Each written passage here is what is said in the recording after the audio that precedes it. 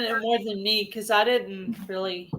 It was weird for somebody to interview me because I'm always the one doing the interviewing. So I know. it's like I got to sit back and wait for the questions. What is she going to ask me? I know, right? Yeah. Hey, everybody. I don't see anybody in yet, so we'll just sit here and chat amongst ourselves until we get some people coming in. How's that sound? Sounds good. awesome. Hey, now, Blue, I heard you took a tumble. Are you doing better? Ooh. Yes. I have a back injury that instead of the discs compressing outwards, they actually compress inwards. So when that occurs and I've been standing for too long or been doing a little bit too much, my legs go. And normally I can grab something, and this time there was nothing to grab. And I just went splat. Oh, no. That's terrible. But once I'm down, I have to stay there until the feeling comes back in my legs. Otherwise, I can make the injury permanent. So, Sure. Yeah. I'm really sorry to hear that. Hey, we got some friends coming in too. Hi, Rudy. The Bud Files. The Bud Files and Bella's Whisper Farm Homestead. Yeah.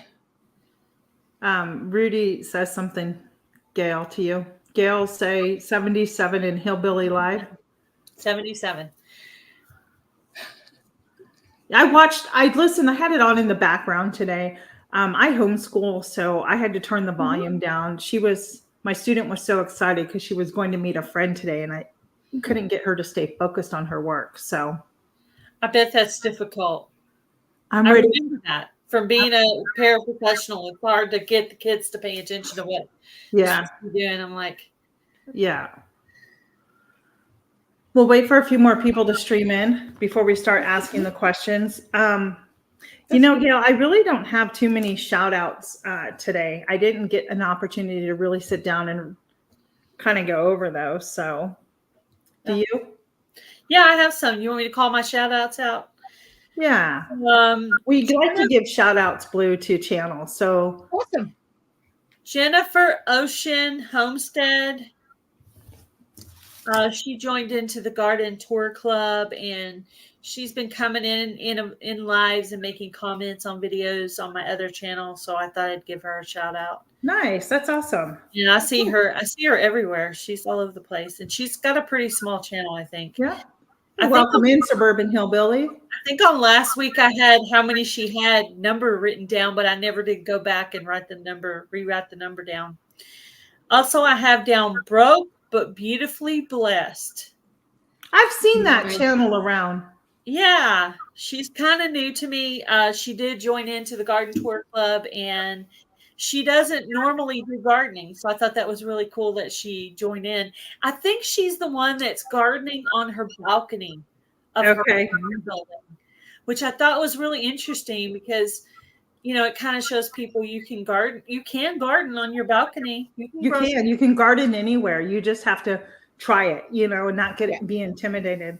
Hey, if you're new out there in the chat, we have a special guest today. It's Bloo from Bloo Self-Reliance.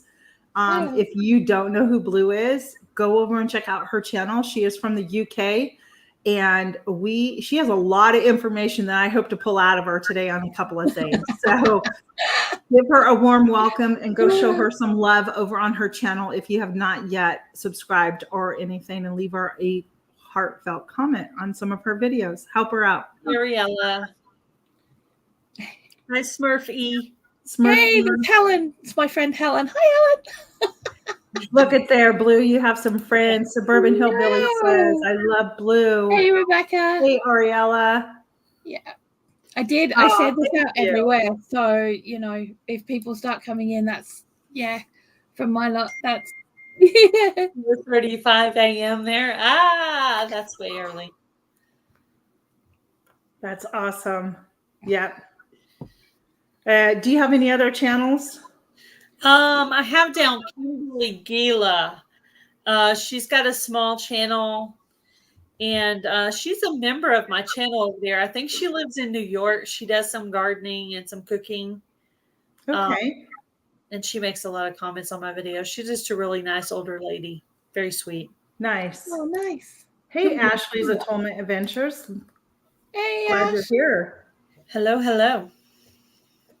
Blue is our special guest today. We're going to get to know Blue a little bit more. We're just letting some more friends join in. I have one more. Okay. Smoky Mountain Nature. Yeah. This is Joy. This is a second channel for Joy from Smoky Mountain Blessed. She has been in our lives before. Yeah. Just a really sweet lady. She's in Tennessee. I actually got to meet her about a year or two ago. Yeah, I think it was 2 years ago. Yeah, she was really sweet. Nice. I wrote those down. I'll go check them out. I was in elementary school in 1977. Who was? Me. He asked where was I in 1977. That's so funny. Rudy. So random. So random. Bless. Yep. So how do you want to start this? Gail, do you want to ask? Do you have questions for Blue? I have some questions. Have you lived your whole life in the UK or have you lived other places? Okay. I like to say that I've got two parents, one of each. I've got an Aussie and I've got an Aussie dad and a Welsh mum, or I did have. So I actually spent half my life here and half my life in Australia and bouncing back and forth during my younger years. And then I got the bug for that and just started traveling with my work. I worked as a chef for 26 years, but I traveled around New Zealand and Southeast Asia and places like that through the Pacific Islands and over here as well. And over in Australia, up and down the east coast kind of Australia, different places. Wow, yeah. What a life. That's exciting. You have experienced a lot of different cultures then. Yeah. Yes. Out of all the cultures you just mentioned, do you have a favorite?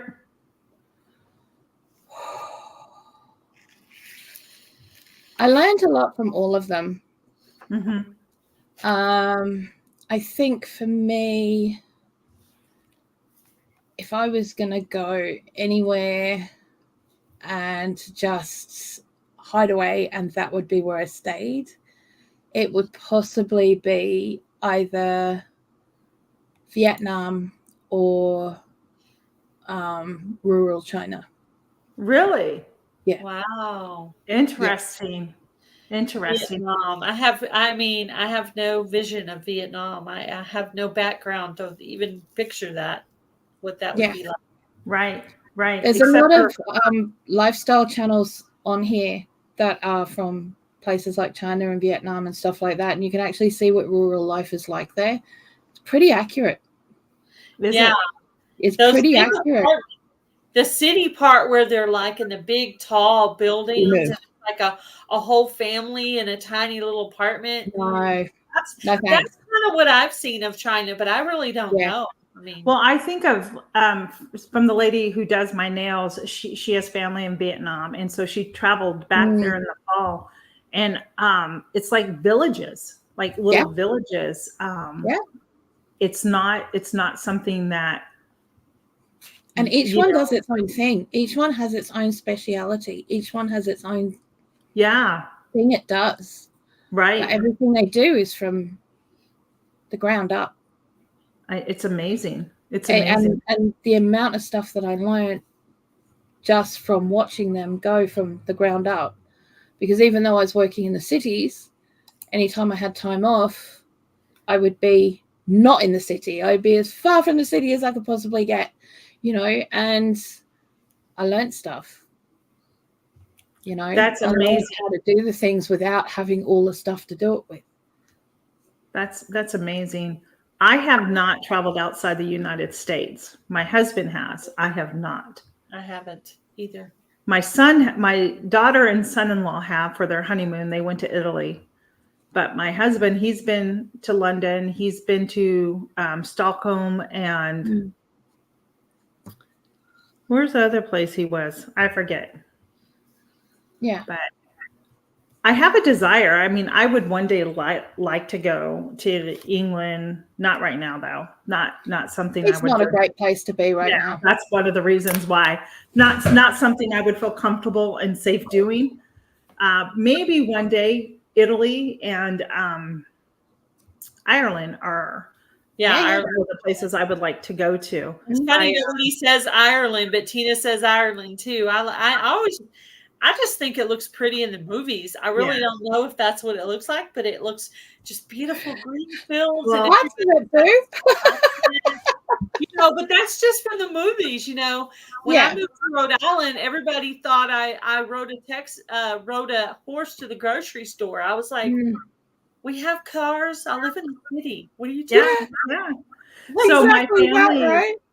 We're not all wearing a 10-gallon hat over here. Yeah. My dad's part of the family is from northern Italy, which is closer to the Switzerland side, right? Yeah. And I actually still have family that lives there. And I had a lady, I don't know if I'm still connected to her, but she had the same last name as I did in my maiden name. She's a fashion designer. And so she started connecting with my family on Facebook, my cousins and that, all because we shared the last name. And you just wonder, are you related and how, through what family line, Well, we're all related somehow. Yeah. So it doesn't Ariella, matter where you're from. I see us all as descendants of Adam and Eve, so we're all related. Yeah, we are. My opinion. I mean, just whether it's the Adam and Eve thing or whether it's just we're human beings, we're all came from a mother and father at some point, the original mother and father at some point. Yeah. And,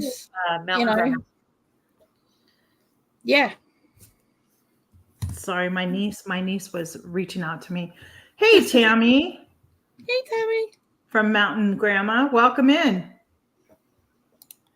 All right. So my question is, your name is Bloo Self-Reliance. Yes. Which I'm assuming you're pretty well self-sustainable. You don't really, you stock up on stuff, you preserve things. Yeah. Have you always been that way? Has that always been something that you've done? And if not, who influenced this type of lifestyle that you're now living?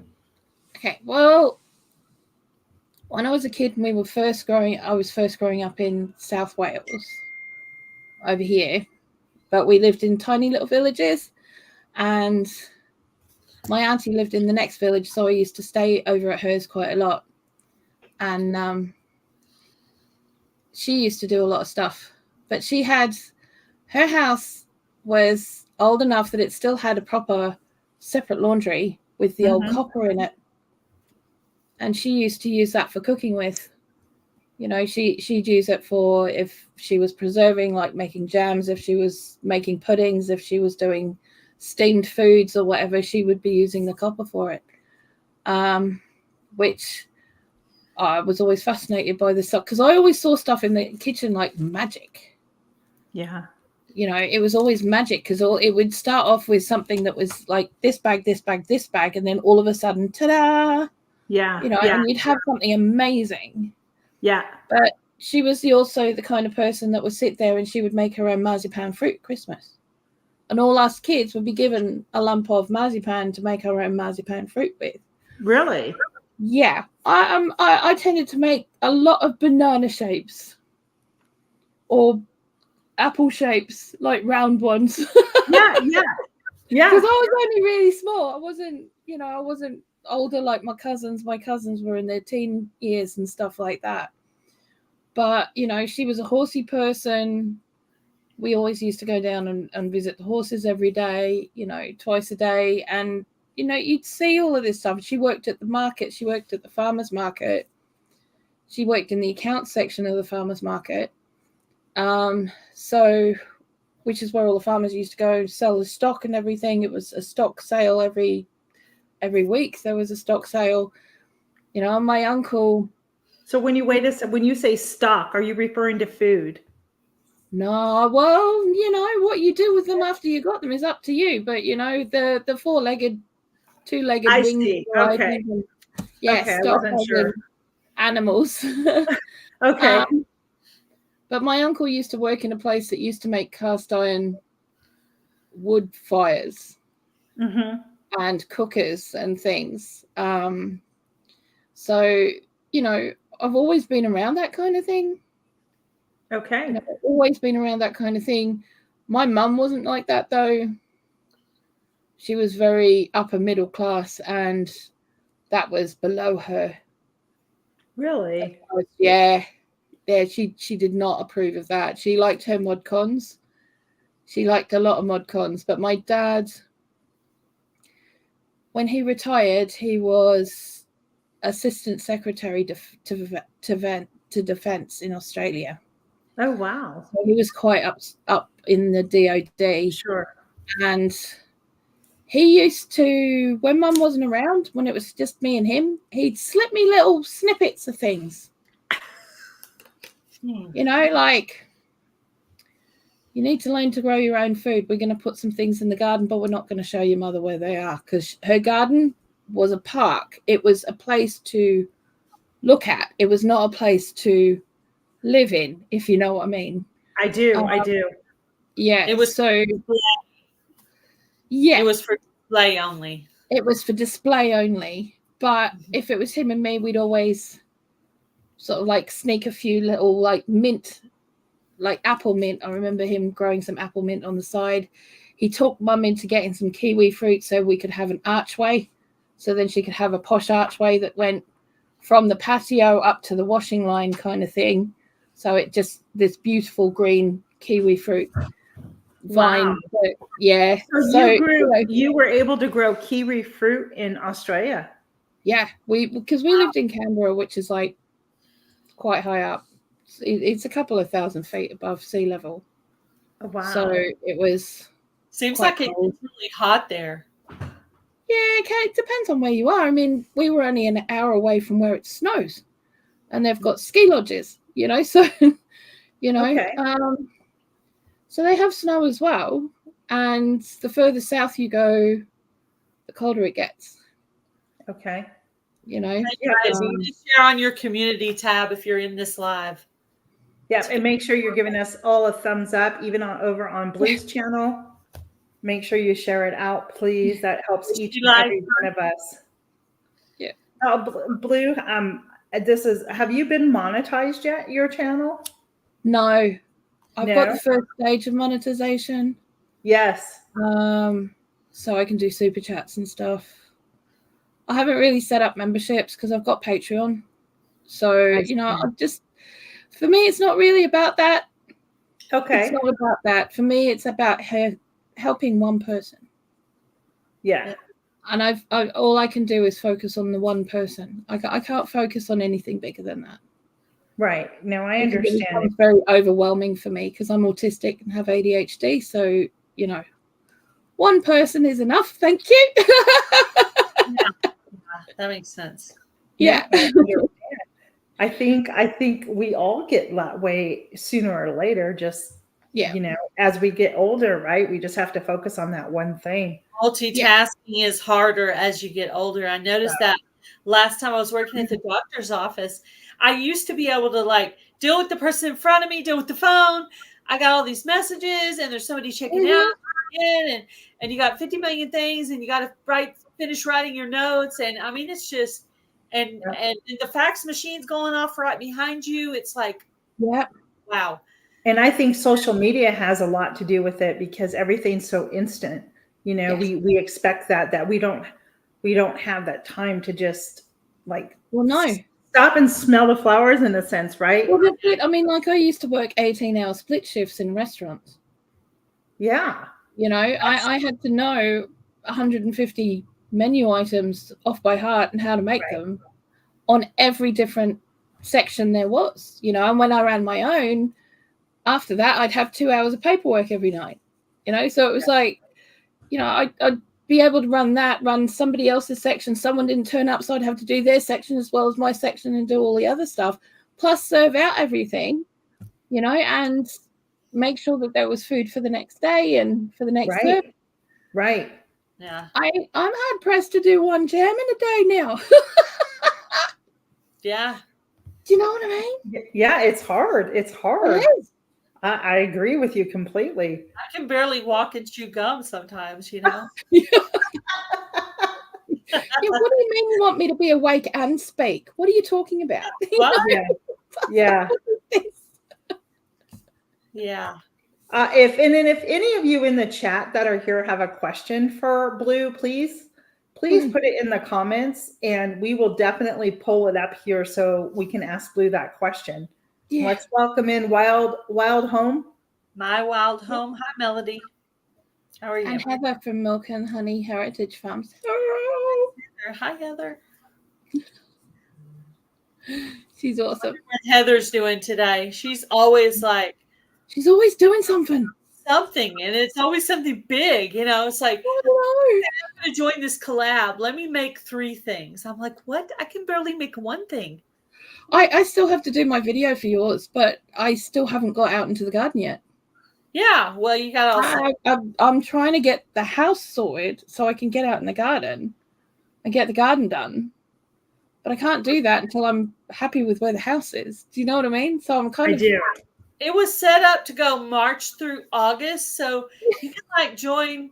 You can join in May or June. This rate, it's going to be like July 31st. Do you know what I mean? It's fine. And then we got monthly drawings. So whatever channels made a garden tour videos within that month, those are I pick one out of there, and then pick a winner from that. So yeah. Really cool. I would love to see your garden, Blue. Nice. Well, we live in the middle of town now. Okay. Do you grow anything at home anywhere? I do. We have a courtyard which is 21 feet by 15 feet at its widest spot. And we've got a massive greenhouse that takes up like a quarter of the space. Nice. But even if you just take pictures, like still pictures, and post them, that would be great to see. It's such a schmozzle out there right now. It actually looks like a tornado went through it. I'm not even kidding. That's what a lot of people's very first garden tour was. It was like, okay, I got to clean this out. I got to clean this out. A lot of people's very first garden tour was them saying all the things they need to do. So that's kind of normal beginning. I mean, I just, mine is so bad I'm embarrassed by it. If that makes sense. Honey, you should. It's okay. Actually pick up trash out of my yard where feed sacks and just stuff was blowing around out there. And you don't want that to sit on your soil because it'll eventually become part of your soil, and you don't want the soil to have plastic in it. Yeah. It's funny because I thought in the fall I did such a good job of prepping everything. I couldn't believe how much trash I literally left out there, to the point where I lost a couple of things to some raised beds that I need to put together. Because I just like, I'll get this in the springtime, because I don't know. I think we're so excited and gung ho for planting season, but come July and August, we're kind of done. Like, we're tired. It's hot and we're tired. Like, whatever dies first while everything else is growing, I start pulling that out and start amending that bed. And that goes as long as my attention gets it. And then whatever else is just left. That's what I try to do. This is the thing I have to do this year for gardening. I have to mark each section that's been amended, because at the end of the year, I cannot remember because I do a lot of compost in place. I can't remember which beds I amended. So I'm like, which one did I leave lacking here? Yeah. And Kathleen from My Alabama Life says, my greenhouse is a mess. I have burn piles that need to be cleaned up, and my yard is overgrown. We're all there. Especially if you're the only one out there doing it, it just takes time, a little bit each day. Bobby does the mowing and any kind of big projects or building. But as far as the gardening, I do all the planting, weeding. He does tilling, but I didn't use the tiller at all this year. We don't do any tilling at all. We just do lasagna beds, so no big beds. So every year we just put a layer of compost, layer of manure, layer of biochar, layer of whatever else we're going to put on there, and we do chop and drop. So there's no digging. Me neither. I got to put it out by hand, but I'm not tilling a thing. Forget it. It ain't happening. Yeah, it's got to be kept as simple as possible, you know. This year, we didn't even use our tiller at all this year. We didn't use it at all. But I've been doing a lot of composting in place. But I'm also trying to build up one area that's actually supposed to be my soil for next year. Yeah. And it's just got leaves and little bits of sticks and just whatever I can find is over there. I've got several composting areas, and I actually water it to help it break down into like leaf mold and all that. Yeah. So I'm trying to not buy as much soil next year. I'd like to go 100% no buying soil at all, but I'm not there yet. This year I was 50-50. Yeah, each year is different. Like I have a couple more raised beds I need to purchase, and then that's going to require, soil in there, right? But I'll go through my yard and get the sticks and the leaves and build it up as much as possible, like the lasagna method. And then I have a great nursery down the street. I can go get really great mulch, leaf mulch or compost to put in there and topsoil. And then I'm close to the Amish in Lancaster, Pennsylvania, and I've come across a place that sells mushroom soil for $5 a bag. Oh, that stuff is gold. Is it? That is gold. Well, this is the first time I am going to be using it this year in my garden. And so far what I have planted with it is I used it to amend I use a lot of grow bags as well. Yeah. Everything seems to be doing okay. So we'll see what the rest of it looks mushroom compost is gold. I'm actually going to be inoculating the side of my beds where my paths are, because I've got wood chips in paths with mushrooms, because edible mushrooms, you know, because that microfungal thing that they do is so good for your soil. I've had people that have turned around to me and go, oh yeah, this bag of compost full of white stuff, and I'll go, let me have a look at it. Well, that's your mycorrhizal fungi stuff. You don't want to chuck that out. Isn't that bad? No. That's the stuff you want in your garden, you know? Yeah. To think those mushrooms in the soil were bad. Now I know they're actually a sign of good soil. They're a sign of amazing soil, and that your soil doing exactly what it should be doing. Awesome. And I saw Ashley up there before. He kind of dropped me in it a bit. He goes, Blue grows a lot in a very small area. I do have a very tiny area for growing compared to a lot of people. That's what I want to see, because that in itself is going to encourage people to grow in their small spaces. Yeah. I'm watching this. What was that, Blue? Our front garden has been completely turned into fruit and veg. Okay. So, and that's only the size of our car. It's actually smaller than the size of our car. You know, and we've only got like a Ford Mondeo. It's just a little car, and that's smaller than that. But we kind of just got all the moving boxes and just dumped them all open on there and just started building beds from there. Right. A jam. For the last couple of years, we've had to have like construction fencing.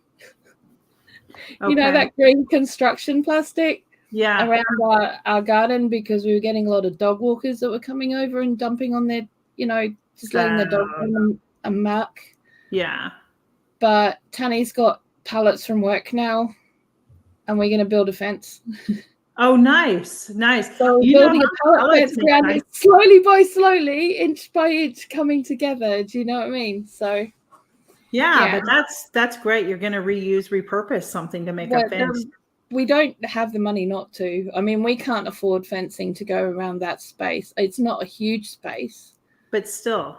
But it would probably cost us near on £300 to £400 to do fencing around there. Yeah, especially now with the cost of lumber and labor, and that's just, everything's just so expensive. Yeah. Let's welcome in Suburban Homesteader, Wyoming and Arizona. Mona did what? Welcome in. And Simply Jan Homesteading. Welcome in. It's actually snowing in Wyoming, Sandy said. Is it really? What? I know, that's insane. Well, I'll be honest, we're not out of the woods here in Virginia. It can still snow. Yeah. Our last freeze date is May 10th. Oh, wow. So yeah, our last frost date is May 10th. Yours too? Yeah. Okay. What zone are you in? Or do you have We zones? don't really do zones over here. Okay. But if it was, we would be at 8. An 8. Okay, interesting. Yeah, That is but interesting. it's more, our frost dates are more important. And we have so many microclimates around here in this country that trying to make it a zone doesn't really work, because from town to town it can be completely different. It's true. It's the same thing from here. 15 miles away, it can be dumping snow, and over here it's not, or vice versa, so it's just kind of a guess, really. It is. I'm in between zone 7A and 7B, and I just kind of know, like when I can safely put out stuff, and I won't do it until after Mother's Day. So I just put it out, and it either lives or it dies. I won't do that because I've had issues with my seeds germinating this year, and I'm starting to buy starts. When I'm up in Lancaster, I'm going to buy plants for $1.25 because I'm not dealing with. Yeah. I've spent enough money on seeds, and they should have germinated, and sadly enough, it wasn't the result that I got. And I know some other people who have experienced the same thing with a particular seed company. Hi, Nancy. Right. So, do you have another question? Do you have kids? I do. How many kids do you have? I have 2 of my own. Okay. I've had 72 foster kids. Ooh, foster. And I have. God bless you. That's awesome. 5 stepkids. 5? I want to say 5. I'm probably going to get a voice from beyond going, it's 6. But yeah, I'm pretty sure it's 5. It's okay. Yeah. So you have fostered 72 children. Yes, in 10 years. Yeah, wow, you're amazing. Honey Heritage Farms also has been a foster mom before too. Yeah. We had the highest risk children. Okay. And how was that in your home? Was it difficult for you? No. It was just like more kids. I mean, like, because my kids always used to bring their friends home. My house was the drop-in center on the weekend. So, where everybody else was being kicked out of their house to just go and play for the day, they would come to my house. Oh, okay. So they knew the safe place was Blue's house. I was the one who, made sure that everyone was okay. So, yeah. My dad preferred all the kids to come to our house because he was so strict. He figured that way he could keep a really good eye on us. That's the thing too. I mean, I didn't do a lot of keeping a very strict eye on things, because at the end of the day, kids have got to be kids, right? Yeah. And as long as you know that, as long as they don't come home with bones sticking out of them, they're pretty okay, So yeah. But I mean, I used to be on first name basis with the A&E staff at the hospital. Wow. Because my kids used to do the kids stuff, and stitches and broken bones, and experimenting with making their own bungee jumping cords off the deck. Wow. You're brave than me. Well, my youngest, he decided, because I've got 2 boys, he decided, because we'd had a discussion about bungee jumping and would I ever do it again, and I said, nah, it's like 20 meters of knicker elastic, and I can't be doing with that. He decided to take upon himself to go and raid my underwear drawer and get 20 pairs of my underwear and make a bungee cord, tie it around his ankles, and throw himself off the deck. What? Yeah. Was he hurt? No. There was 15 stitches. Oh my. Yeah, dislocated shoulder. That was usual. There was always sort of plasters, bandages, something going on in our house. Seriously. Yeah. My brother broke his arms a lot, but I sprained my arm once. That's literally the only thing I ever had. So I've got toes on my feet because I move so quickly and I leap to do things. I've broken my feet, like broken my toes so many times it's ridiculous. So they don't actually bend anymore. Oh my goodness, Blue, you need to slow down. I might have. Hey, Rob, I kind of had to slow down. Hi, Rob. Sorry. Are you and Rob, because he's from the UK too, are you guys pretty far from each other?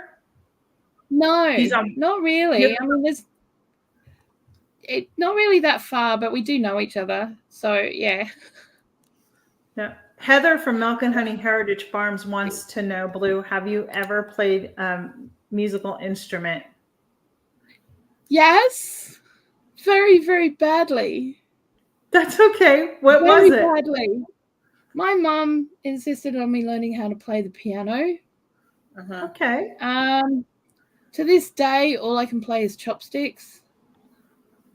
And she spent a lot of money on me doing classes over probably 9 years of my life, and my fingers just couldn't coordinate to do it. It just wouldn't do it. More recently, a friend of mine tried to teach me how to use the guitar, and I was good at that. I could do that. That wasn't a problem. Okay. I never had a problem, never not done it. I have another friend who plays the harp, but she's got a lap. Okay. Harp, the Celtic harp. And that was fun. Yeah. That's awesome. But yeah, that's awesome. I don't really play an instrument. I leave that to the experts. I figure they're good at that. Yeah, exactly. Thanks, Jan. That's okay, but thank you for being here. We appreciate it. If any of the mods out there, either on my channel or on Gail's channel, whoever's out there, could you go get Blue's channel link and post it so we can have her link so she can get some new friends in that? Thank you. Yeah, yeah. Okay, so here's the part I want to get into. Okay. I caught part of a live that you did. And it was perfect timing because this was last week's live that you did. And I want to hear about you being an herbalist. Did I hear that correct? Yes. Share, please do share on it. And if somebody wants to get into it, what would you say to them? And do you have, because I want to write down, this is like 5 different questions. Okay. Do you have a list of specific plants that we should be growing to help us heal different things that may come our way in our family that we could do? Okay. The 3 big ones that I say that everyone can grow and everyone can take because they have the least impact as far as contraindicators are concerned, which are things that can either make any situation worse or mess around with medication, are sage, thyme, and rosemary. Okay. Sage, thyme, and rosemary are the 3 big ones that have got a lot of thymiol oil in them, which is a mucus buster. So when colds and flu season come round, drinking thyme, sage, and rosemary tea, or any combination of, is going to break up all that mucus. And when the lockdown occurred with that particular virus, one of the biggest concerns they had was the fact that the mucus actually solidified in the windpipe, which is why people were going the way they were, because they couldn't breathe. If you have time tea and a lot of thiamine, you're not going to have that situation. So you can then have it and sip it. I see. So that it will continually break down that mucus. It won't be able to solidify, so it makes a huge difference. So if I were to grow sage, thyme, and rosemary in my garden, would I then just dry those herbs out to make a tea, or would I put them through like a juicer to extract any of the oil or something out of it? How would I go about fresh? Huh? Okay, so I just pick them fresh, but obviously if you're in an area that snows, they're going to go into hibernation mode over winter. So yeah, you need to dry them, but if you are going to use them for medicinal purposes, do not put them in a dehydrator. Okay. It cooks the oils and it makes them less effective. What you want to do is you want to get bunches of them, tie them in a massive bunch with a string around it, hang it. Like you see in the pictures of the old cottages with the herbs. Air dry it. Takes a couple of weeks and your kitchen smells amazing. Okay. Do it that way and then you can jar them up. But I wouldn't ever put herbs in a dehydrator, ever. Okay. What about straight into a tea ball? Yeah, absolutely. Without them being dried, you can take them fresh, put them in a tea ball, and infuse your water with that, right? Yeah, if you're gonna use them fresh, just grab a couple of leaves or whatever and just chuck it straight in some hot water. If you don't have a teapot, chuck it in a pot in a saucepan on the stove and steep it that way, and just drink it as you need it. But then just use like raw honey. Yeah, but it's got to be raw honey. Okay, don't use the stuff that you buy on the shelves in the supermarkets. Raw honey. Right. So make friends with a beekeeper who's as close to you as possible within a couple of miles, and you're going to find you have the most effective honey that you can possibly get. Okay. For your area. That's what I need for my allergies. Yeah. The one that I buy up because it does help some of them. It doesn't help all of them. Yeah. I use the raw honey I get up in Lancaster, Pennsylvania, even though they're 2 hours from me. It's wildflower honey. So it does help. Yeah. Any other things to grow? You could recommend? Mint, lemon balm. Yeah. I never say chamomile, and the reason being that if people have breathing issues like asthma and stuff, it can set it off. And not a lot of people realize that. But it can affect people's breathing because it's a muscle relaxant. Interesting. I can't drink chamomile.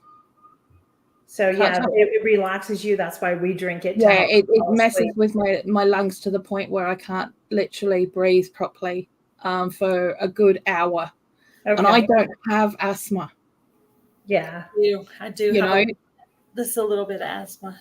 I might have something, but it could have been because I was a smoker for years. But whatever it was, that's not something that I can have. But feverfew for headaches, migraines, especially migraines.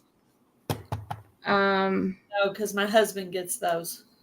Migraines, I used to get cluster migraines 3 or 4 times a week. So for the chamomile, you would use for headaches? No, chamomile is a relaxant. Yeah. Yeah. I didn't hear the other one. That's why. I'm sorry. That's okay. Feverfew. Okay. Feverfew is for migraines. Specifically migraines, not just headaches. And it's something that you can take on a daily basis because it actually stops them from occurring. And do most of your nurseries carry such plants? I grow mine from seed. Okay, so you can purchase seeds in the ground, and I just go, do your thing, and walk away. Do your thing. Do your thing. You know what to do. You're a seed. There's some ground. There's some water. There's some sun. Do your thing. You know what to do. What about the lemon balm? because I have that. I started that, and my neighbor up the street says I can come dig up a bunch from her. Oh, So lemon how would balm's you use the amazing. lemon balm? I love that. That's a nice little sort of like chill out. Sort of if you're feeling a little bit anxious. The lemon balm helps you with anxiety, maybe? Yeah, a little bit. I found it was a really good one. Like I used to have my lemon balm underneath the leaky back tap. Okay. By my back door. Got ya. Right by where the kitchen was. And when the kids were becoming You're welcome. too much, I'd go and grab a handful from there. Or even if I didn't have time to make tea, I'd just rub my hand through it. Okay. So I do that with my oils. I take lavender and put it on me and on my feet. Yeah. I struggle with lavender. That's one I struggle with. It gives me headaches. Okay. So I have to be really careful with that one. I have lavender in my garden. Yeah, I do too. Because I do love it. It's lavender at the end of the day, you know.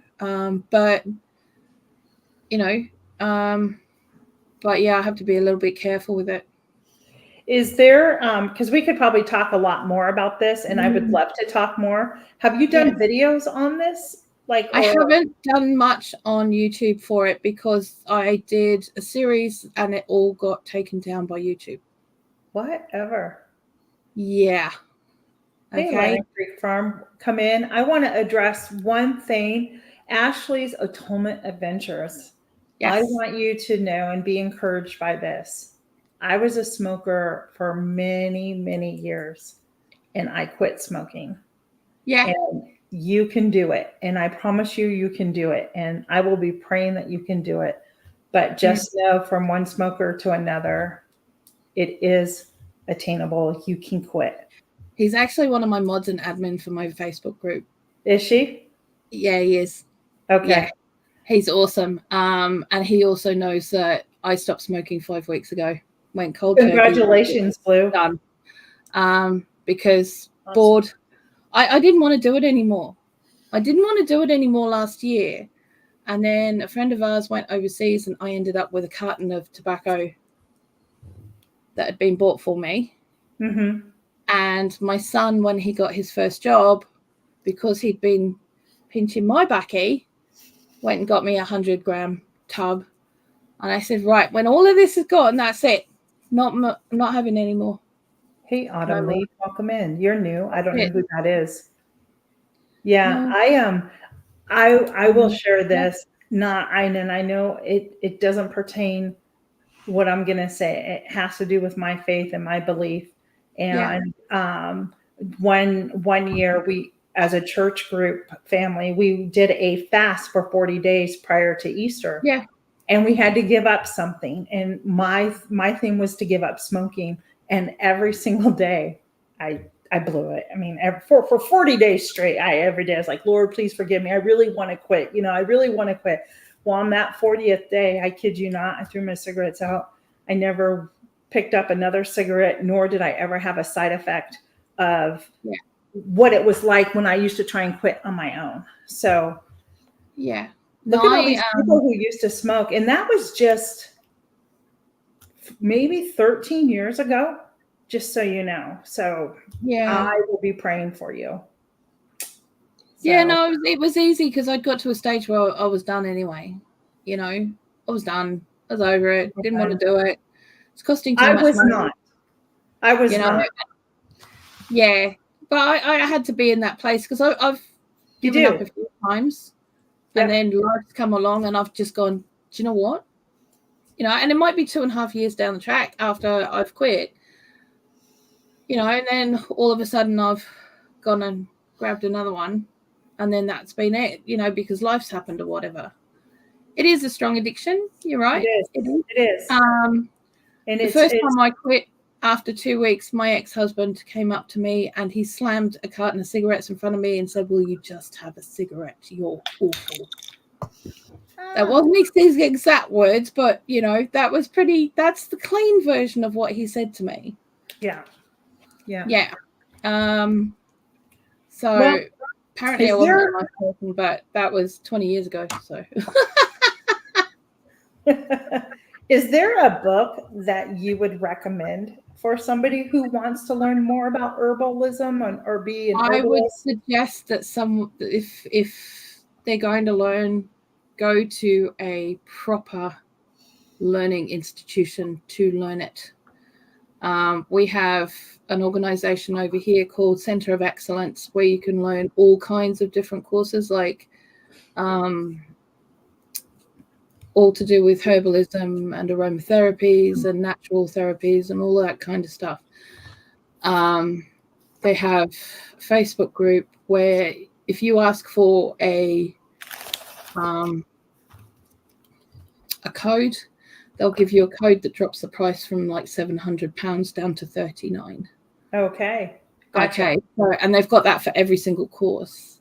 Okay. So, but they're also they're legitimate courses. You are fully qualified at that point, to the point where you can get insurance. I see. A lot of the herbal courses that you see around, be really wary of them, because if you cannot be insured afterwards, it's not legit. That's good information to know. So if anybody out there wants to go, you know, be on and learn more, I'm sure Blue wouldn't mind answering any more questions no, absolutely on the side, you know. So I mean, I've just called out a What book. do you use borage for? Borage? Borage. Yeah. I don't. I haven't really had it in my garden to use. Yeah, someone said it to me, so I are you started saying borage, BORR, Gail? BORAGE. RAGE. Yeah. Something like that. Yep. I haven't really used it. Yeah. To be honest. Like someone sent it to me and I just started growing it and it's doing well. And I was like, well, now that it's doing well, I need to know what to use it for. I can look it up. Heather wants to know what the name of the Facebook group is called that you're referring to, Blue. It's called Center of Excellence. Center of Excellence on Facebook? Yeah, Center of Excellence. Yeah. Because over here we've got laws where it comes to learning and practicing natural therapies. You have to be qualified and you have to have it from a legitimate source of learning. Because if you don't, then you can't be insured. And if you can't be insured and you're not insured, then you can't practice. So yeah, that's it's kind of important, especially for over here. Okay. Well, no, but yeah, that makes sense because I know that there's a lot of false information out there as well. I've just done a video on this. Yeah. And that was part of the live that I heard you speak about. And there's a book that she had, and she strongly disagreed with, do not purchase this book, that it is not true. A lot of wrong information is in there. And if you're doing something like this, you could make yourself or somebody else sick. You want to make sure you understand. You could kill someone. Bottom line. You could coming in. You know, that's the risk that you're taking is with people's lives. It's not just whether they're going to be sick for a couple of days or not feel very well for an hour. It could seriously affect their life. Right. Yeah. You know, and that's the stuff they had in there was that level of incompetence. Okay. And it was being shared. I think I found 7 different groups and pages that it had it on that they'd set up for this book and series of books. Do you have the book nearby where you could just show people so they would not? Don't get up if you don't have it's to. in the other room. Okay. It's in the other room. Well, I have kept it because I want to keep it as an example for when I do teach one-on-one. But I've actually set up a Rumble account because that's where I want to do my herbalist stuff. I'm on Rumble too. Yay. I'll come find you. We're all on. If you're on Rumble, just give us a 1 for yes, a 2 for no. Yeah, I'm just Blue Self-Reliance over there as well. I'm just popping videos up when I can get them up. I've got internet that runs with three-legged hamsters and medieval water wheels. You know, it's that bad. So I get them up when I can get them up. Are you under Blue Self-Reliance over there as well? I am. I'll come look for you. Yeah, everywhere you'll find me is Blue Self-Reliance.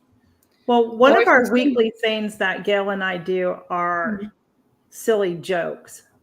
Gail, do you have? And so it's just a fun way to lighten up the conversation. So, yeah. Gail. Okay. You got a joke? How do you make a tissue dance? You blow a boogie in it.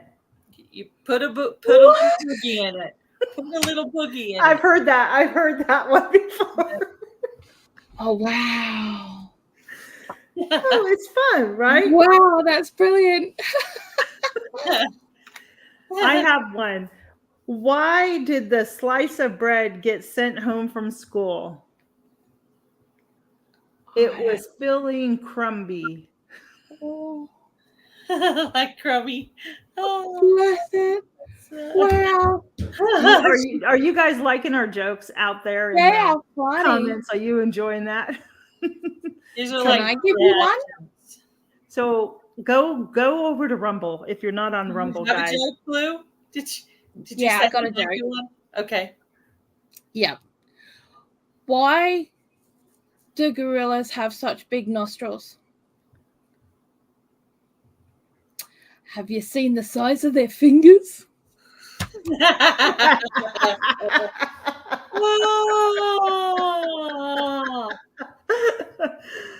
Oh, wow. Do you have any other, Gail? Yeah. Okay. What do you call a song about a tortilla?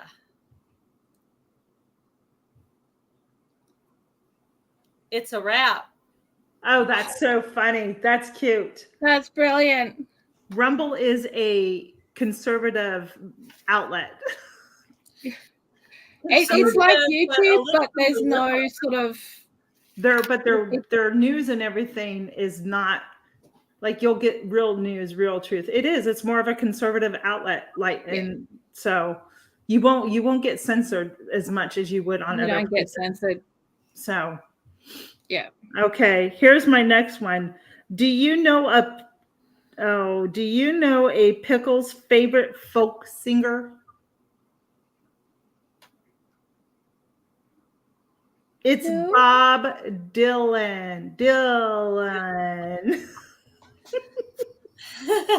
Oh, that's bro. Okay. Wow. Never a Bob Dylan fan, but he is a very talented artist when it comes to writing songs. So, oh my goodness. Where do pirates buy their hooks? I don't know. Where do pirates buy their hooks? At the secondhand store. Oh my gosh. Oh wow. Okay. Wow. Here's my last one I wrote down. Why are herbs so expensive? Why? Because time is money. Time is money. That is so true, though. Okay. That's brilliant. Yo, you like Bob Dylan, Rob? That's funny. That's funny. Yeah. Do you have any other ones? Why is it bad to iron a 4-leaf clover? I don't know. Why is it? Because you shouldn't press your luck. Oh wow. That one's funny. I like that one. That one's that's funny. Good. I like that one a lot. That was cute. That is cute. That's good. So, Gail, do you have any other questions for Blue? Yes. Let me see. We have notebooks things from last week. Here's an interesting one. Okay, I thought of this from a long time ago when I listened to them interview somebody from another place. Okay, so what do Americans do that kind of puzzle you? Like, why do they do that? It just makes you laugh, and you're like, why do they do that? Like your eyebrows curl. You're like, why do they do that? What do we do that's like hilarious to you or funny? I don't know if it's hilarious or funny. I cringe. You cringe? What is it? A lot. Cringe. There's a lot of these like really quick, like real vertical kind of recipe things going out at the moment that are all sauce and dry pasta. Haven't seen it. A shed ton of cheese. You know, and it's all put in the oven. And it's like, yeah, all sorts of different varieties of that kind of thing, right? Or they're wrapping up a packet of spaghetti in basically meatloaf and sauce and stuff, and then putting that in the oven and going, oh, look, it's so good. And it's so raw. The pasta's so raw. It's actually splitting. And you can hear it cracking as they're slicing it, going, that's good. That's just wrong. Like, what is matter with who hurt these people? You've seen them do this more than one time? All over TikTok, all over here. Yep, absolutely. I don't do TikTok. It's absolutely terrifying. Yeah, I won't be on TikTok ever. It's like, wow. And I think people, you know what I think? I think people do those types of things just to get the views and the thumbs up and the shares for it to go viral. I do. What I can't understand is the comments that are going, oh, yeah, I tried this. It's really great. And I'm like, yeah. It's raw pasta. You know? It's like, yeah, no, I get that there's those kinds of things in it, but hey, mostly that's probably the worst thing. It's like that and the 30,000 pounds of cheese that everyone seems to use on everything. Right. Jan, Simply Jan's Homestead had a question down there. Yeah. Blue, what made you get into gardening and herbs? Can you just necessity? Necessity. Okay, necessity. I had 2 small kids and I was on my own. Okay. So we moved out of the city, went into the country, and got a small property, so that it was a property that had an orchard. It had like a growing garden. It had the Chicken Hilton. We call it the Chicken Hilton. And we had an acre field as well. And no money. No money. Not a penny. I had to earn what I could from making what I could out of what we grew. And this was way before there was like internet or anything like that. Yeah. So it was basically a stall out on a table by my front gate that had an honesty box on it. Oh, wow. And so you would sell things? You would sell things out there? Yeah. I've heard of people doing that. Yeah. It's like that all in PA. Paid our bills and put food on the table. That was, it was all necessity. At that point, I also got my butcher's license and my abattoir license so that I could process my own meat. Because I'm a big believer in that if you're going to eat it, then you need to be able to kill it. Yeah, that's not something I've done yet. And I'll be honest, I'm not sure if that's something I truly have the stomach for. Yeah. But see, for me, with the boys, I wanted them to realize that it doesn't come from a plastic packet on the supermarket shelf. Yeah, absolutely. This is where your food comes from. This is the reality of what happens to your food. Yes. And we're going to do it in an environment where it's safe and it's okay. Yeah, and you know what you're feeding those animals, right? We know what we're feeding the animals. We know that they're okay. We know that, whatever. Yeah. And we've done everything from go to woe ourselves. And because I had those licenses, I was able to make 4 hams every year and sell them. Okay. And because they were artisanal, wind-dried hams, I get $200 a pop for them. Wow, that's amazing. Do you still do those 30 years ago? Do you still do that now? You still process meat yourself? Yes. You do? Okay. Yeah. Yeah. That's awesome. Yeah. Jan from Simply Jan, she says they grow your own food too, and I'm assuming you process it too, Jan, yourselves. Yeah, they do. So Yeah. that's great. Yeah. I don't want to miss, but Ashley has a joke. Why are women's feet smaller than men? I don't know. Why, Ashley? And then Kathleen said that her son just culled 5 roosters on Sunday. That's good. So I think I could do roosters. There's a farm locally, and I got to see if they still do it. Yeah. But they would do in the spring, or that they would teach you how to call your own chickens, and they would teach you through that process. Yeah. See, I think it's not supposed to be easy. No. If it's a process that's easy for you, then you shouldn't be doing it. Yeah. Or go and get a job at the abattoir, because you're the person that they're looking for, know.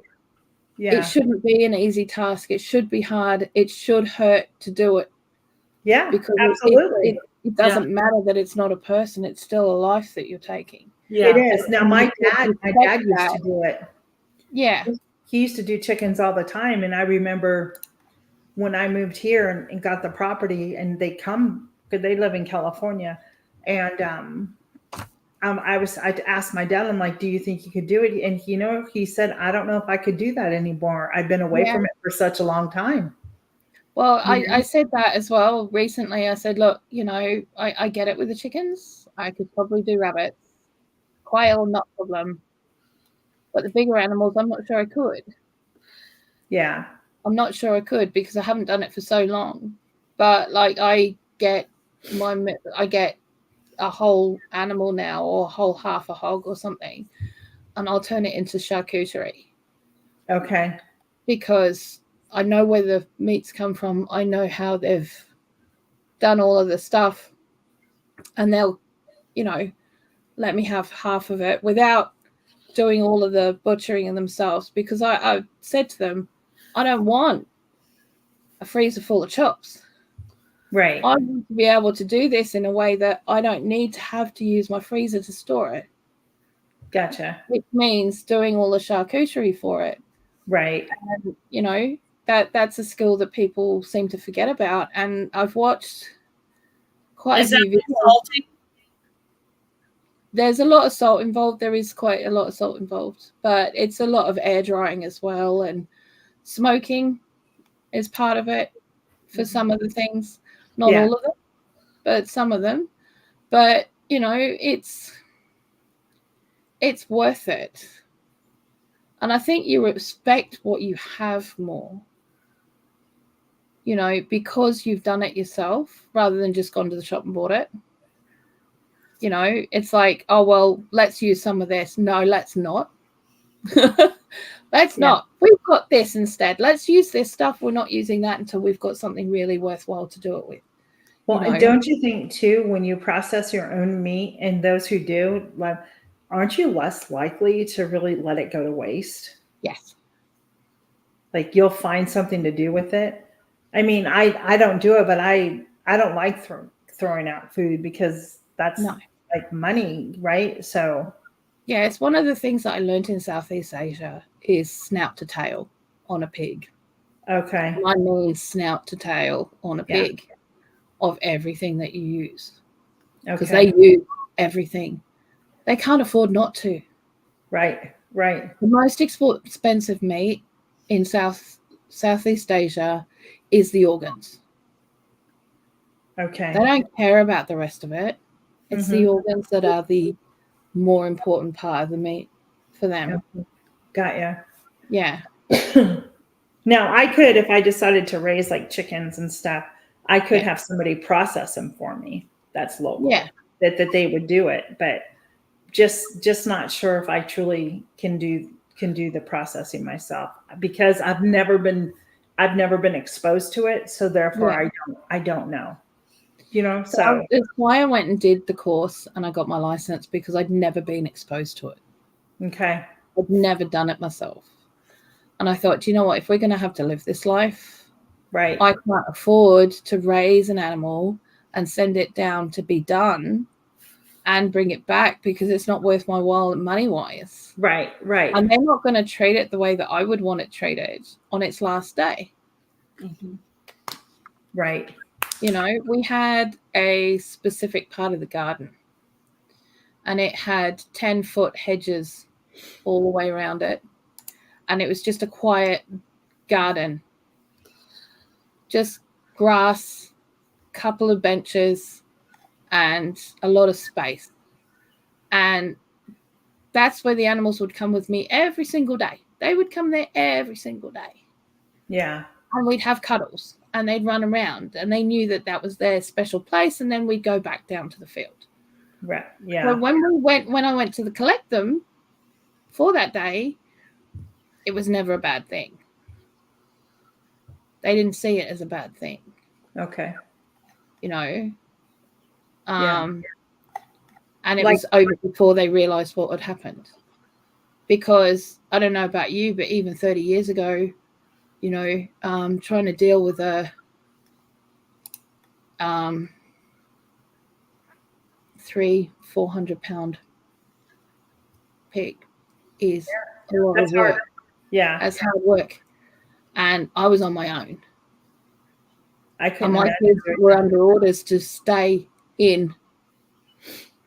You know, they were not allowed out until it was done.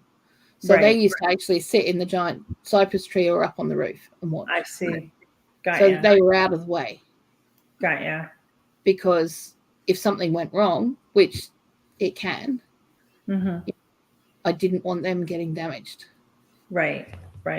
Yeah. Well, let's go and lighten up the mood a little bit here. Ashley had a joke up there. He asked, do you know why women's feet are smaller than men's? Mm-hmm. Did you see his answer? It's because I got to find it. It had something to do with so women can stand closer to the sink. Yes, stand closer to the sink. I know, right? I'll slap it for you later. It's fine. So, and wow. I agree both with Heather and Kathleen as we're talking about the animal. And I totally agree with you. That right there. Yeah. Okay. That's the point. Yeah, exactly. You know? And then Heather said your mindset is different when you know it has to be done. And I agree with you 100% because and I can only equate it to the first time I walked into my chickens and found one dead versus the next couple of times. Then you almost become immune to it in a way that you just don't, okay, here, put it in the bag, toss it out, you know? Yeah. There's nothing you can do about it. No. I mean, like, the thing is, right, I mean, people say that urban homesteaders, people who are self-sufficient, that kind of thing, they're preppers, right? But there's this whole faction of people who are preppers, who are the sort of fear-mongering, we're going to get blown up tomorrow kind of people, that they're all going out and buying all this stuff, but they don't know what to do with it. You know, and they're thinking that if I don't have, you know, they don't realize that if they don't have the skills now and they're living that life now, they're not going to be able to deal with it in a high stress situation. But don't you think the whole sideways? The whole Rona thing that came about, that virus we had a couple of years ago, it got people back to try to learn those skills where you should never stop. You should never stop learning a new skill that makes you more self-sufficient. And, you know, I think Gail and I once even talked about like some of the stuff that I will buy that you will have to use manually versus electric, because if something say were to happen, right? Well, you can't you can't go use that electric appliance unless you have a big generator. I'm just using that as an example. Well, that's the thing. And there's only so much gas that'll go around, and eventually you won't have a generator either. Yeah. So, you know, I'm actually doing a bit of a push at the moment to go back to as basic as possible. And there's nothing wrong with that. No. So I want to have the manual hand tools to do things and manual equipment. Yes. Yeah, I love my electrics. Don't get me wrong. I would much rather stand there with the mixer for 5 minutes and let it do the beating of the egg whites than me stand there for 20 and do it by hand. That's right. Yeah. But it's a good skill, and I think Ashley is apologizing for that. It's okay. Yeah, it's really it made me laugh. It was funny. It's okay. It was cute. I didn't expect that for an answer, but yeah, I don't think us ladies get offended that easy here. Nah. Gail, do you have anything else for Bloo? I wanted to ask her, has she ever met another YouTuber before from YouTube? Anyone in person? Good question, Gail. Yeah. Yeah, I've got a lot of friends over here who are YouTubers, but just probably not in the same genre as me. Yeah, no. YouTubers, you know, because before I was doing YouTube, I was a game streamer on Twitch. Oh, okay. Yeah. You play video games? Oh, yeah. Oh. Yeah. That's funny. Not funny, but that's an interesting fact. Okay. Yeah, I'm a gamer. Tanya's a gamer. It's why we've got the setup the way we do. We've got a wall-to-wall desk here. Okay. So that we can play together. Gotcha. You know. Got you. Yeah. Very interesting. But yeah. I've met two people in person for YouTube. No, three. Excuse me, three. And I know, Gail, you have, and you're going to meet some new people coming up soon, right? Yeah, about 2 years ago, I went to the Pryor, Oklahoma meetup, and I got to meet Jan for the first time and a bunch of other people. Awesome. And then last year, I went to the Pinecone Fest and got to meet some people there. I also went to Tennessee and got to meet Smoky Mountain Blessed and storyteller Donnie. And then this year, we're going to the Ozark meetup, where it's the one Jan's putting on. Yeah. So I'll get to meet some people there. So awesome. I'm not the most outgoing person ever, but Jan will be there, so I'll be comfortable. Yeah. And we have Homesteaders of America. If you follow Homesteaders of America on IG, they have a big thing not far from where I live, and I've met Leanne from the Mennonite Farmhouse. Yeah. I met her there. I met Danny from Wicked Awesome Gardening there. I met Ruth Ann Zimmerman from Homesteading with the Zimmermans. Yeah. And a couple of other YouTubers were there too, and I can't think of their name. I do apologize. Becoming a Farm Girl, I met her. If you haven't watched her channel. So I met a couple of people. Yeah. Yeah. So it's fun. We don't really have that kind of meetup over here. I mean, the gardening community goes to Malvern, which is the big gardening sort of competition show thing every year. Yeah. But I don't think people really have meetups. You know. Maybe you should start one. Either that or I'm just not invited. It's like, we're not having her here. She's just completely wacky and not. No, we know. Well, Heather, maybe one day you'll have to travel a little bit to come meet a few people. I don't know, but I understand what she's saying. Or Heather lives over on the West Coast in Oregon, so and everybody is either middle of the country or on the East Coast. Yeah. Oh, Rob said he's met a few YouTubers. Yes.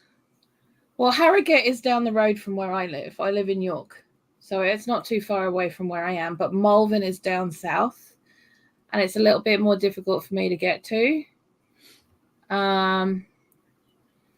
But yeah, I probably could get to Harrogate this year, maybe. Yeah. You know, I might. Hi, Christy Betts. Christy, welcome in. Yeah.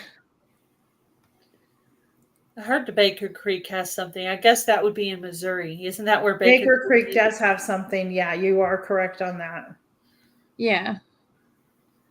I guess because I don't really go out much these days, to be fair. Yeah. And I won't be able to go to HOA this year because I'm hosting my own event in Lancaster that weekend. Cool. So that's okay. Cool. Yeah. So let me think. I thought I had some other questions for you. Does anyone in the chat have any more questions for Bloo? How long have you been on YouTube? Oh gosh. On this channel? Yeah, just all the way through.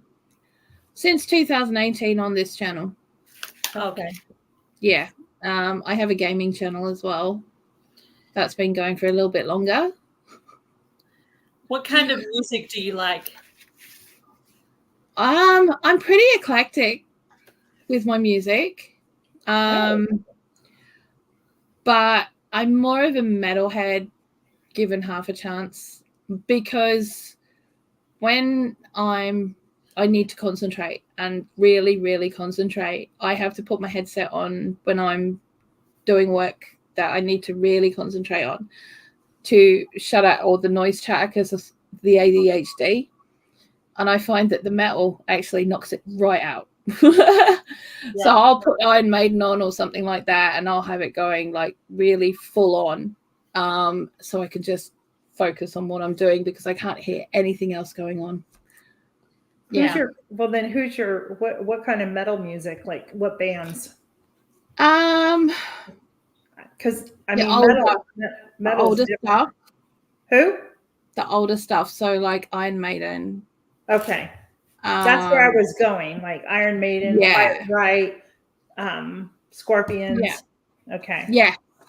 Yes. And Gorky Park, which is a Russian metal band, rock band, or whatever, that I found through the Moscow Music Peace Festival that was held in the 90s. You know, all of this kind of stuff. Okay. Motley Crue, all of those guys. Yeah, that's kind of my jam. Okay, gotcha. I don't listen to that music anymore, but I do know it very well.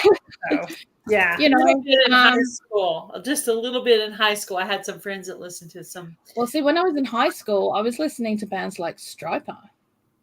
Mm-hmm. Now, I've heard of them. Poison. They were a Christian rock band. Come on, Christian Poison. Yeah. Ozzy Osbourne. So that was a bit different. Yeah, Rob's like Black Sabbath, Deep Purple, and Led Zeppelin. Yes, all of the above. So, but yeah, we're very similar in age groups here. I think Alice Cooper, Black Sabbath. Oh my gosh, Rob! Yeah, my hobby. I used to do stage work for festivals.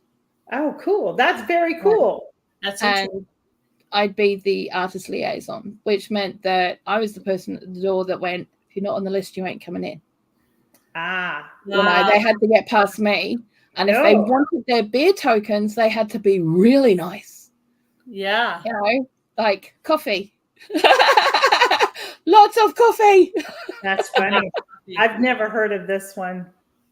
Jules Holland. Yeah, no, Jules Holland is very much a sort of bluesy jazz kind of guy that's been around since the 80s. Yeah. Oh, but, you know, there was one festival that I was working at where it was a new generation of bands that were coming out, and their parents happened to be people like Bruce Dickinson from Iron Maiden. Alice Cooper was there. Robert Plant was there because his son Robin had a band. You know, they were all sitting there. We were all sitting around talking, and this girl who was one of the just runners, you know, she comes up to me and goes, "Do you know what? I got told that I'd see famous people here. I don't see anyone I recognize." And I'm like sitting there going, well, she said, I don't think I'll be back next year. And I went, well, it's your choice. You don't get paid to be here. You just get a free ticket so you can go and see the bands anyway. So, she went off in a huff, and I'm sitting there with all these guys going, it's all right, guys. She's just too young to know who you are, It's like, don't feel bad. I find that music's changed so much in that the generations, just, you always go back to those classic rock moments, because truly the artists that were there back in the day, those were just, I like the music because it's storytelling. Yes, Christy. I like music that's got storytelling to it. Like, I still listen to like John Cougar Mellencamp. Yeah. Bands like that. Like I don't mind Americana type music. I actually really enjoy it. But it depends on my mood what I listen to. I still listen to like electronica from the late 90s, early 2000s, Okay. Yeah. But a lot of the time I tend to, these days, I'll have music on because it's background. Yeah. So I have a friend called Medwin Goodall, who's a very well-known musical artist, who he's got loads. He's got like over 50 albums or something. He's just produced like 10 this year or something. Wow. And he's in his 60s now. But he does a lot of very instrumental stuff. Okay. But it's very chilled, very relaxed. Yeah. Very kind of it kind of like takes you off into a woods somewhere, and you can just sort of like just chill out and veg out, like chill out. Yeah. I like instrumental music at times too, just to relax. It's very calming. Yeah, and his is very calming, and you're just like, you know what, I should be doing some work, but I'm just going to just sit here for a minute. And then 3 hours later, maybe I should get up now and do something. Yeah. It's a little too relaxing. Yep. Let's see, it's 4:00. Let me think. Yeah. I don't have any other questions that I can think of. Thank you. Thanks. Welcome in, Hillbilly Chicken Ranch. Appreciate it. Yay. Susan. Yeah. Anybody have any questions for Blue before? You want to hear an ending joke? Let's hear another joke. Where do you learn to make a banana split? I feel like I have to drink my mouthful of coffee before I hear this. At Sunday school. That's a good one. I like that one. Brilliant. That's a good one. I had to go ahead and say that one so I could mark it off, because that's true. Ones next week. So Gail and I started a series, and we've been last week. Sadly, when we couldn't meet with you last week because of the YouTube issue streaming lives, we started a series about our pantries and ways to stock your pantries and different things like that, like staple items. Do you have do you stock your pantry? Do you keep your things stocked? No, I'm actually changing the way I'm doing that now. Okay. And I've just recently bought myself a stone mill. Okay. So I can grind my own flours. Okay. From whatever I want to do that with. Yep. The next on the list is to get the Flick Flock machine, which is like a little hand thing to do like rolled oats or rolled grains. Oh, okay. So over here in the States, we call that a grinder. Like like to grind your wheat berries into flour? No. This is actually to take the wheat berries or the oats, right? And it rolls them so they look like porridge oats, flattened rolled oats. Oh, like oatmeal. Yeah. Okay. Yeah. Okay. Three Rivers Homestead. She just bought herself one. Yes, I saw that. Yeah, that. Yeah, okay. Yeah. Wanted but to the make sure I stone was mill is for doing flour. Can you hear this dog panting over here? I heard you could do that with zucchini, make zucchini flour. You can do it with anything you want. I mean, the tabletop stone mill is something that they use a lot in Southeast Asia, but they use it as well for doing wet things like grinding wet corn for making corn cakes and babas and stuff like that, or do the soaked beans like soybeans for doing their soy milk. So they use it like it's their blender, basically. Okay. In some respects, in that kind of respect. So I just found that it's something that I've wanted for a very long time. And if you think about it, it's a lot cheaper to buy bulk grain. Yes. And it's going to stay fresher longer. In fact, the older it gets, the better it is. It's like rice, the older it is, the better it is, the better quality it is. So even though I'm not going to use like an entire bucket of it in the next 2 months, it doesn't matter. Whereas if I had an entire bucket of flour and I didn't use it in 2 months, that would matter because it wouldn't be as good quality anymore. So if I just use and make what I need, I'm not wasting anything. Right. I'm not because having you're grinding what you need.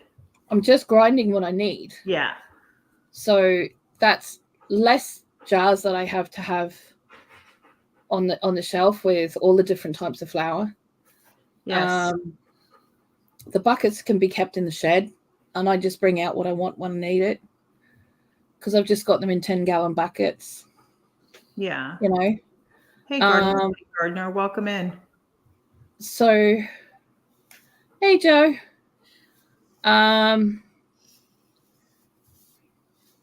So, I've got, at the moment, but see, I can also choose what grains I want. That's the one things that I was looking at is one of those grinders for the flour, like Jessica has at Three Rivers Homestead, and I was pricing those out. They're a little pricey. Yeah.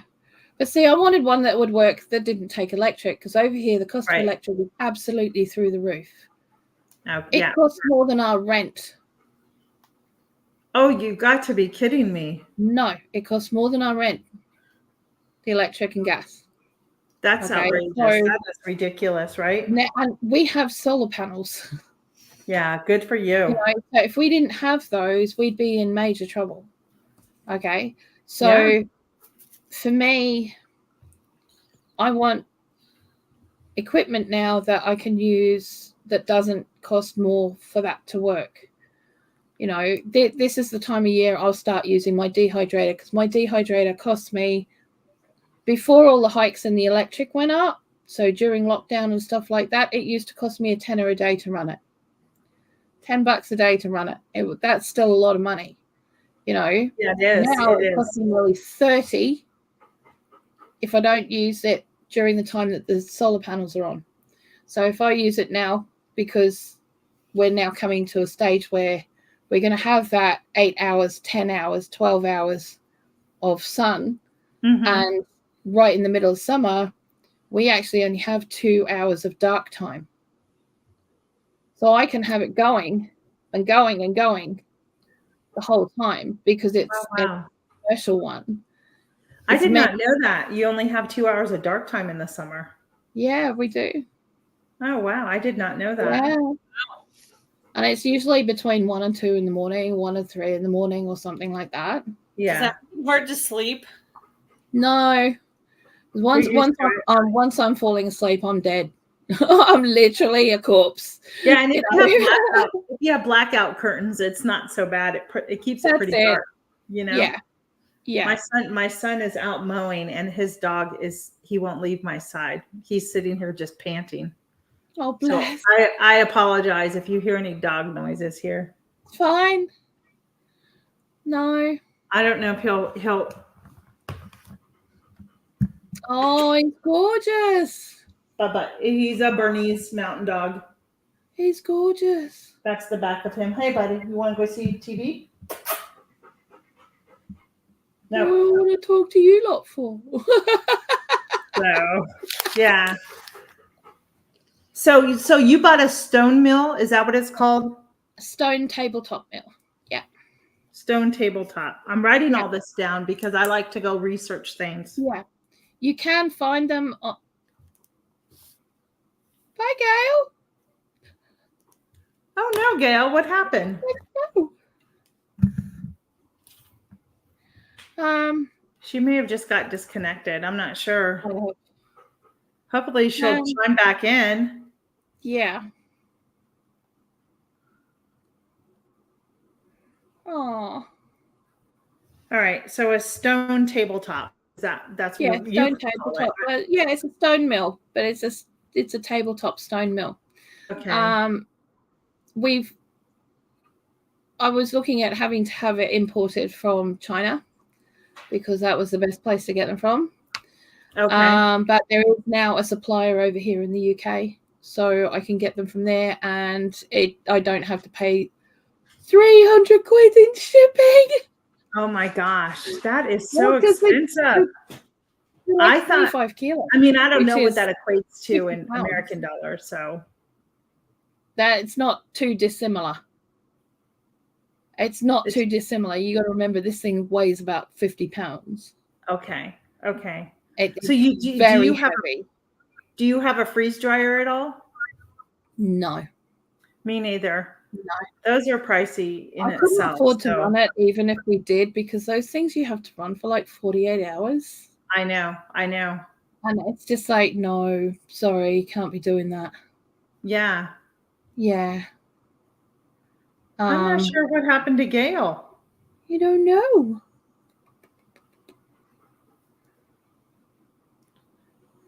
Maybe it just lost. Maybe there's a storm or something. I don't know. Maybe. Yeah.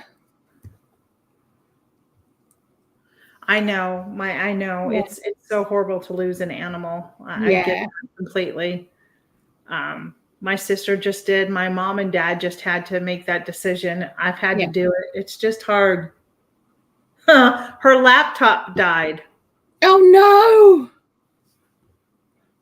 Bless her. Aw. So does anybody have any other questions for Blue? Because I'm sure it is getting pretty late back there. I can hear Tanny snoring. He's gone to sleep on the couch. I can actually hear him snoring. Bless him. What time is it there? 9:10. Oh, okay. Yeah. Okay. Yeah. It's all good. Okay. Yeah, he's snoring. That's fine. Let me see. Okay. Here he is. He's going to make a better view now. Oh, bless him. Look up. Oh, he's gorgeous. There he is. Yeah. I've another one I have 3 more in the other room. Yeah. I have a couple of surgeries coming up, and we've decided that no pets until after I've recovered from them, because falls are a real problem. So I don't want to exacerbate that having a puppy underfoot as I'm recovering things. No, yeah. Heather, I'm not. Is that for me? I knew it, or is that for Gail? I'm not sure which one. I don't know. I know, Christy. I'm so sorry. Oh. So I don't have any other questions for you, Blue. Okay. I know Gail, and I don't know if Gail had any more, but her battery died, so she's not going to be coming up here. Probably back to join in. So unless anybody else has questions for Blue in the comments, we'll probably be saying goodnight to everybody. We have a church group tonight, so nice. I always have to try and do dinner earlier than normal, and I still need to get ready and that's okay. That's cool. Blue, this has been really fun and educational for me today. I hope everybody out there has enjoyed getting to know Bloo. I hope I didn't get too scary. I shouldn't have, like, I feel like sometimes I get a little bit too scary because I just say what I say, you know. Yeah. Bloo lives, there's a question for you. They want to know where you live, Bloo. I live in York in the UK right now. I say that because you never know. You never know where I'm going to end up. But yeah, I've probably moved about 70 times in my life. Yeah. So, you know, to be in the same spot for more than a year is actually quite amazing. No, it's funny you say that because my husband and I, we found ourselves like moving every couple of years. And this, where we're at now, this is the longest place we lived. And I think, to be honest with you, it's because we both of us just absolutely love it here. This actually feels like home. Like this is where we belong. And I will say this wholeheartedly: when God's hands in your moving and he places you where you're supposed to be, and you know that, it makes a lot of difference in your life. Not that it's been easy, but it, like, okay. I think part of the problem that I have with this place is it doesn't feel like home. Yeah, and that's hard. We lived there. We lived in a place for 2 years. You would call it a flat. We call it townhomes. Everything went straight up. It was 3 levels. Yeah. I just feel like this isn't my forever home. Right. You know, and so that makes me want to be ready to move. So I'm always feeling like I have to be ready to move, and that makes it difficult for when you're trying to set up a garden and you're trying to set up everything else. You know, because you're like, well, I can't put that in because we may not be here. Well, I'm just going to put them in anyway now, and just like, well, if we're not here, we're not here. Right. If we need to move, well, if we can pull them up, we'll pull them up, or not, we'll just leave them there.